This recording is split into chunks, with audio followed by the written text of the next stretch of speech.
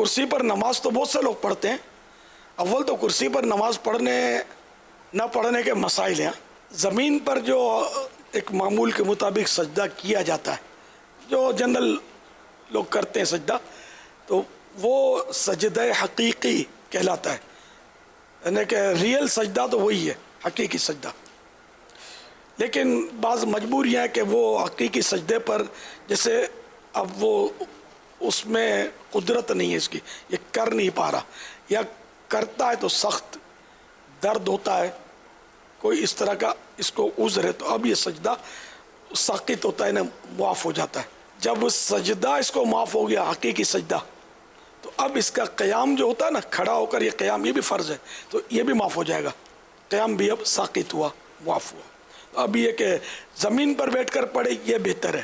اب بعض صورتوں میں کہ زمین پر بھی بیٹھ کر نہیں پڑھ سکتا، تو اب یہ کہ کرسی پر بیٹھ کر پڑھنے کا طریقہ جو ہے نا، تکبیر تحریمہ اور ہاتھ باندھنا تو وہ سیم ہے، کہ اس میں کوئی رکاوٹ جس کو نہیں ہے، اللہ اکبر یہ ہاتھ باندھ لیا.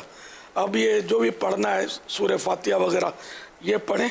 اب رکوع اور سجدہ اس میں تھوڑا دھیان رکھنے کا. اچھا، رکوع کا تعلق یہ جو اشارے سے نماز کہلاتی ہے. اشارے سے جو نماز پڑھی ہے اس کا تعلق کمر سے نہیں ہے، توجہ رہتی نہیں ہے، کمر جھکی ہوئی ہوتی ہے. تو اصل جو ہے نا، سر سے اشارہ کرنا ہے رکوع کا.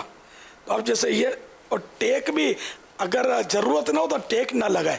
اس کے لیے اگر کوئی وہ بغیر ٹیک کا سٹول ممکن ہو نا، بڑا بنوا لے. اب جب اپنے آسائش کے لیے طرح طرح کی چیزیں بنوا ہی رہے ہوتے ہیں ہم، تو ایک سٹول بھی بنا لے نماز کا، گدی وغیرہ ڈلوا کر، تاکہ اس کو تکلیف کم سے کم ہو. تو بغیر ٹیک لگائے، کیونکہ ٹیک لگانا بغیر ضرورت یہ مکروہ تنزیہ، ناپسندیدہ ہے. تو اب یہ کہ یہ بیٹھے ہیں اور رکوع اب کرنا ہے. تو رکوع میں یہ سر کا اشارہ کرنا ہے، اللہ اکبر کہہ کر اب میں رکوع کیا ہے. اب وہ سمع اللہ لمن حمدہ، یہ سیدھے ہو گئے. اب دو سجدے کرنے ہیں. سجدے میں شرط ہے کہ رکوع سے کچھ نہ کچھ زیادہ جھکاؤ ہو. اللہ اکبر. آپ نے نوٹ کیا کہ میرا رکوع سے یہ سر زیادہ جھکا ہے. اللہ اکبر، اللہ اکبر. یہ دو سجدے ہو گئے، رکوع ہو گیا. مین یہ تھا. اب وہ دوسری رکعت، پھر تحیات اور سلام پھیرنا، یا 4 رکعتیں. تو مین اس کا مطلب یہ دھیان رکھنا ہے کہ رکوع اور سجدے میں بس فرق ہو جھکنے میں.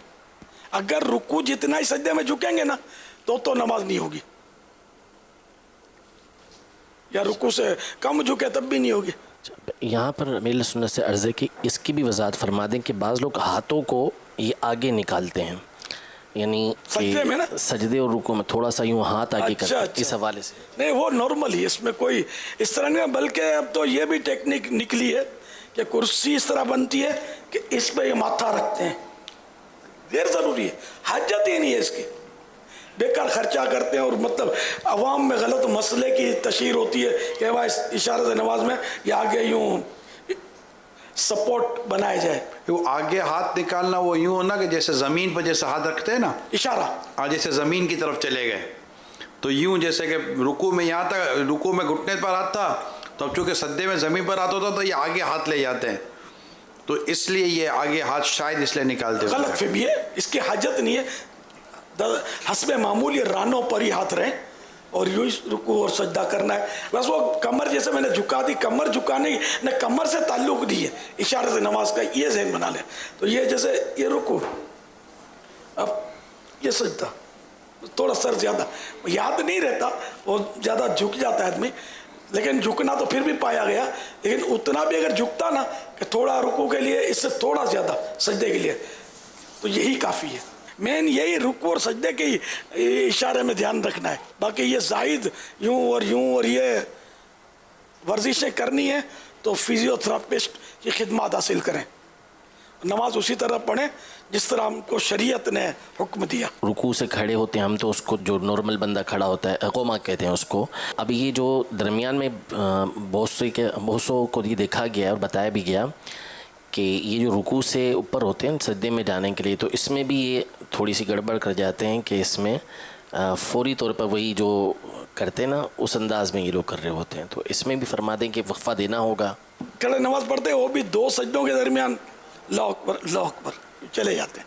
तो ये तो 2 सजदों के दरमियान बैठने को तो जलसा कहते हैं, कमर सीधी हो और कम से कम 1 सुबहान अल्लाह जितना वो ठहरा रहे, हरकत ना करे, ठीक है ना। और इसी तरह रुकू के बाद भी ये बैठे बैठे पढ़ें, इशारे से पढ़ें, इसमें भी ख्याल रखना है कि इशारे से भी पढ़ें तो रुकू के बाद बिल्कुल सीधा 1 सुबहान अल्लाह की मिक़दार में 1 सुबहान अल्लाह कह लें, इतनी देर तक ये रुकू के बाद जो सीधा रहना है बैठे बैठे भी। सिर्फ 2 सजदों के दरमियान भी सीधा बैठना है 1 सुबहान अल्लाह कहने जितना, कि ये तो वाजिबात हैं, तादील अरकान इसको कहते हैं, इनका भी ख्याल रखना है।